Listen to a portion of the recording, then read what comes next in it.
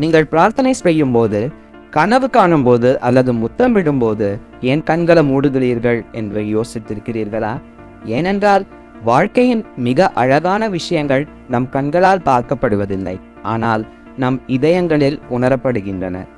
நாம் ஜெபிக்கும் போது அமைதியை காண உலகை மூடிவிடுகிறோம்.